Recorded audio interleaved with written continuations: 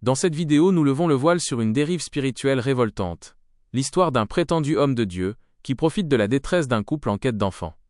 Sous prétexte d'une intervention spirituelle, ce manipulateur tente d'abuser de la femme en secret. Une mise en garde nécessaire pour apprendre à discerner la foi de l'exploitation. Par vous-même. Pendant la prière pour le manque d'enfants, quelque chose de troublant se produit. L'esprit du pasteur sort de lui-même. Presque au même instant, l'esprit de la femme se détache aussi de son corps. Alors que la prière continue normalement de l'autre côté, ces deux esprits se rapprochent et s'unissent dans un geste choquant. Ils se dirigent ensemble vers la chambre du mari, jusqu'au lit conjugal. Dans le monde visible, la prière se poursuit, calme et régulière. Mais dans l'invisible, l'inacceptable est en train de se passer. Ils s'abandonnent l'un à l'autre, sur ce lit sacré pendant que la prière continue, comme si de rien n'était. Regardez, c'est cruel, c'est choquant. Et pourtant, cela se passe sous le couvert de la prière. Vous n'allez pas croire ce qui se passe à la fin de cette vidéo. Le mari est de l'autre côté, en prière, fervent et confiant, sans se douter une seule seconde de ce qui se passe ailleurs. Car de l'autre côté, la réalité est tout autre. Pendant que la prière continue intacte, ils sont en train de se coucher ensemble. La voix de la prière s'élève toujours, comme si tout était normal. Regardez, regardez par vous-même. C'est cruel, c'est choquant. Et pourtant, la prière continue de l'autre côté, exactement comme il se doit. Si tu n'es pas encore abonné à notre page, abonne-toi maintenant, like et partage nos vidéos. Mets cette vidéo en favori pour ne rien manquer, car quelque chose de très lourd se prépare pour la suite. Le pasteur et la dame agissent comme si rien ne s'était passé devant le mari. Quand tout s'achève, chacun reprend sa place. La femme se rhabille. Le pasteur aussi. Ils sortent ensemble. Ils commencent à se rhabiller. Le pasteur presse l'esprit de la femme. « Fais vite, on doit repartir. » Mais l'esprit de la femme n'attend pas. Il prend son chemin pour retourner dans son corps. L'esprit du pasteur le suit aussitôt, chacun retournant vers son enveloppe. Toi qui regardes cette vidéo, je prie pour que cela ne t'arrive jamais. Que le Dieu qui donne l'enfant te localise aujourd'hui. Tout semble normal. Pourtant, le pasteur remarque un changement chez la dame. Il s'en étonne intérieurement. La femme passe la première, le pasteur la suit. Et pendant tout ce temps, la prière continue encore de l'autre côté. Le mari observe. Il est troublé. Il ressent quelque chose d'étrange. Comme si deux corps s'étaient vidés de leur essence. La prière n'évolue plus, mais il continue d'y croire. Il continue de recevoir la prière. Puis, soudain, l'esprit de la femme revient et réintègre son corps. Car elle est censée être totalement soumise à son esprit. Peu à peu, les âmes reprennent leur place dans les corps. Cela prend un certain temps avant que tout se stabilise. L'esprit du pasteur aussi retourne en lui. Un silence pesant s'installe. Le pasteur ordonne alors à l'esprit de la femme de se reconnecter complètement. Cela prend un peu de temps, mais finalement, cela fonctionne. Après ce silence, la prière reprend, comme si rien ne s'était passé. Cette fois, il prie correctement. Le mari est profondément effrayé. Il regarde sans comprendre. Il se tait. Après cela, le pasteur reprend la prière, cette fois avec des requêtes puissantes. Sa voix change. Son ton devient ferme. J'ordonne à l'enfant de localiser ce ventre maintenant, pendant que je prie. Il prie encore. Il prononce des paroles fortes. Il élève des requêtes puissantes. Et le mystère continue. Et finalement, la prière prend fin. Les deux font comme si rien d'anormal ne s'était produit. Le pasteur ajuste sa fermeture. Le mari, légèrement effrayé par un détail qu'il ne comprend pas, n'y prête finalement pas attention. La dame se tourne vers son mari et dit avec un sourire, « Chérie, tu as bien prié, n'est-ce pas? Moi aussi j'ai bien prié. » Le pasteur continue de prophétiser sur leur vie. « Cette année, Dieu va vous étonner. Il va vous montrer sa grandeur.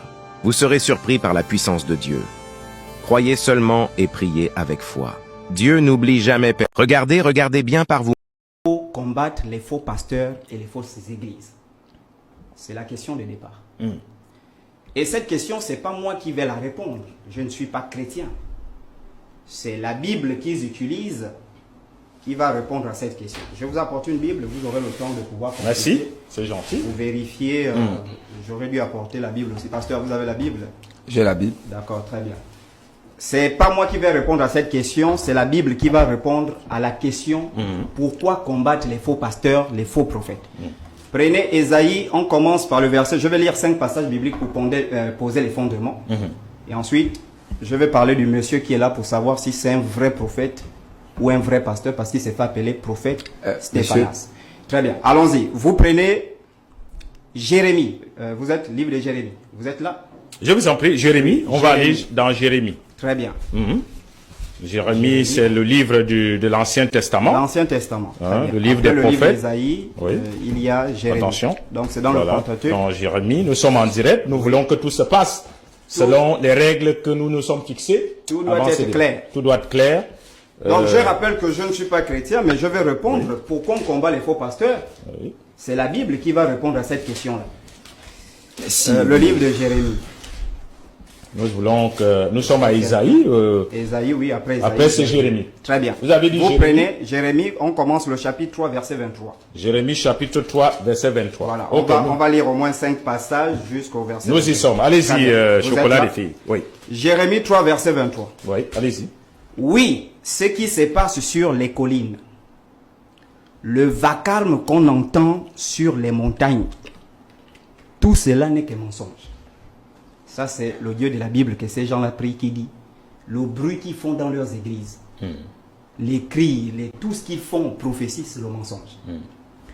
On prend Jérémie chapitre 6, verset 13. Pourquoi c'est le mensonge? Leur Dieu dit, en effet, du plus petit d'entre eux jusqu'au plus grand, tous sont assoiffés de profit.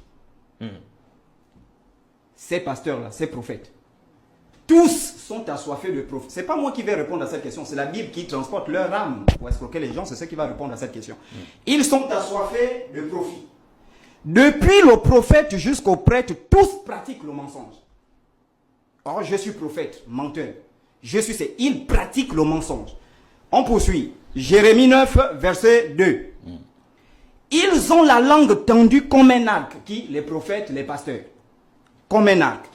Et lancent le mensonge.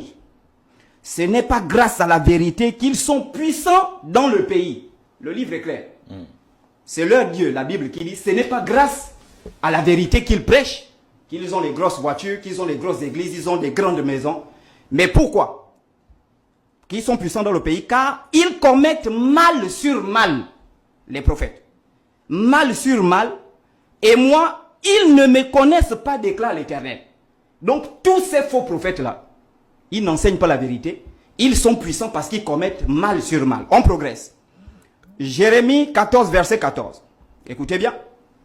Les prophètes annoncent des faussetés comme si cela venait de moi. Tous ces prophètes-là, oh, je vois. Oh, je vois. Lui qui est là, je vous informe que c'est un grand dragueur de filles sur Facebook. Est-ce que vous avez la preuve de ce que vous dites? Je voudrais quand même que nous soyons... Tout à l'heure, je vais lire ça. C'est là, les l'écran de filles qui draguent. D'accord, parce que quand vous déclarez des choses, des accusations, il faudra pouvoir les prouver. Les sont là, mon frère. C'est sa première fiancée qu'il est parti prendre la lit chez son père qui n'a jamais épousé, qui l'a chassé à l'église. Tout ça, on va lire. Donc, mensonge sur mensonge. Écoutez. Les prophètes annoncent des faussetés comme si cela venait de moi. Écoutez bien. Je ne les ai pas envoyés. Je ne leur ai pas donné d'ordre.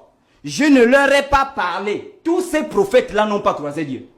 Chacun part fumer le chanvre, il s'élève, il dit les prophètes. Chacun il part, il fait 2 ans dans une église, il s'élève, il ouvre sa boutique, il dit les prophètes. Là, c'est leur Dieu qui dit, je n'ai jamais parlé à ces gens-là. Je ne leur ai jamais donné d'ordre. Je n'ai jamais envoyé ces gens-là. Ensuite, c'est par des visions mensongères, des divinations stupides, des supercheries de leurs inventions qu'ils font les prophètes auprès de vous. Donc, c'est par la supercherie, la magie, le mensonge qu'ils se font passer pour prophètes auprès des peuples africains. C'est à partir de là où vous avez décidé, parce que je voudrais qu'on progresse. J'arrive, oui, on va progresser. Oui. Ensuite, on prend Jérémie 23, verset 14. Jérémie 23, verset 14. Mais chez les prophètes de Jérusalem, eux, ce sont les chrétiens de la Nouvelle Jérusalem, la Nouvelle Alliance. Chez les prophètes de Jérusalem, j'ai vu des comportements horribles. Ça, c'est Dieu qui leur dit ça. J'ai vu, donc, parmi les prophètes là, on a vu des comportements horribles. Quels sont ces comportements? Jérémie 23, verset 14. Ils commettent l'adultère. Donc, ce sont des prophètes qui sont mariés, qui trompent leurs femmes avec les sœurs de l'église. Ou encore, ce sont des prophètes qui ne sont pas mariés, qui couchent les femmes mariées dans l'église. Ils commettent l'adultère. Ils vivent dans le mensonge et ils encouragent ceux qui font le mal de sorte que personne ne renonce à sa méchanceté. À mes yeux, tous sont pareils. Ça, c'est leur Dieu qui dit. Tous ces prophètes-là sont pareils. Est-ce qu'on ne pourrait pas vous faire le reproche? Je vous relance. Est-ce qu'on ne pourrait pas vous permettez chocolat de fille. Est-ce qu'on ne pourrait pas vous faire le reproche? Je termine, vous allez poser les questions. D'accord. Oui, d'accord. À terminer. Très bien. Parce qu'on pourrait vous faire le reproche de prendre des fragments de paroles de Dieu qui vous arrangent. Non. Comme vous les reprochez très souvent. La Bible est là, vous allez prendre la Bible. Moi, j'ai dit, je pose le contexte de mon combat. D'accord. Allez-y. Ce que j'ai dit, c'est ce que leur Bible précise. D'accord. Allez-y. Très bien. Jérémie 23, verset 32. J'en veux à ceux qui prophétisent à partir des rêves. Donc, quelqu'un fait un rêve, il dit, oh, j'ai rêvé, Dieu m'a dit. J'en veux à ceux qui prophétisent à partir des rêves. Plein de fausseté, déclare l'Éternel.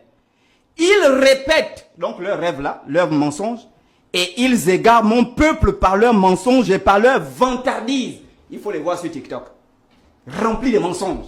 Ils viennent sur TikTok, je vois Mashiach kakaka.